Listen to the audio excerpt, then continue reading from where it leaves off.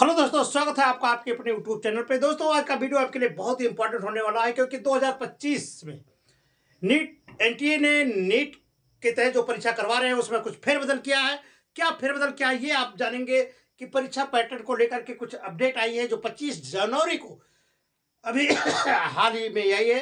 तो ये हम आपके साझा करते हैं, क्योंकि ये आपको जानना बहुत जरूरी है। क्योंकि अगर आप भी नीट नीट यूजी 2025 की परीक्षा की तैयारी कर रहे हैं, तो ये आपके लिए जानना बहुत जरूरी है कि आखिर क्या बदलाव हुआ है। तो बदलाव इसमें देखिए क्या हुआ है। देखिए बदलाव अब तक में देखिए क्या होता है। ये देखिए कोविड-19 के बाद में जो निर्णय लिया गया वो इस तरह से परीक्षा ली जाती थी।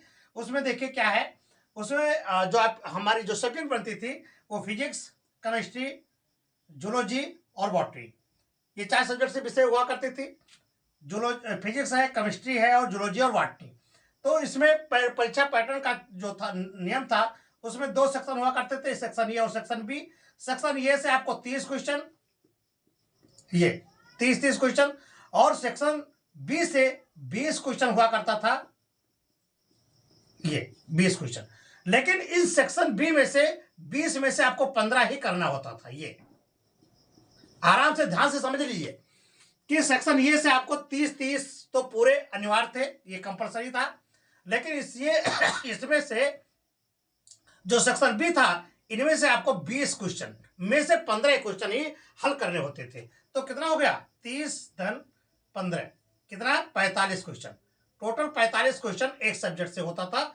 तो कुल मिलाकर के 45 चौक ये हो जाएगा आपका 180 क्वेश्चन पूछा जाता था।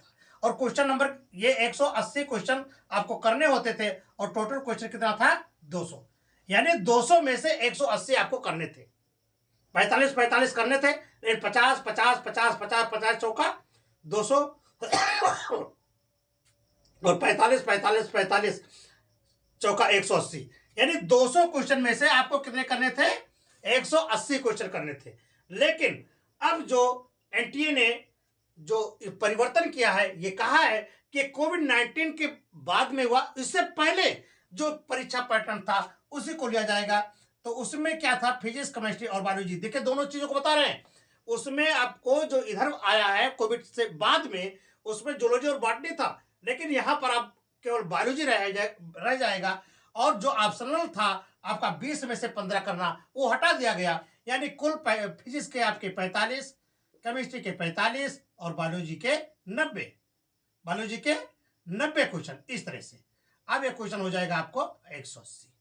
यानी इस बार जो आपकी परीक्षा होनी है वो 180 में से 180 ही क्वेश्चन करने होंगे। समझाई बात? ये है परीक्षा का पूर्ण पैटर्न। ये आपको बदल करके दिखाया गया है कि जो 2025 में होने वाली परीक्षा है वो इस स्तर पर होगी।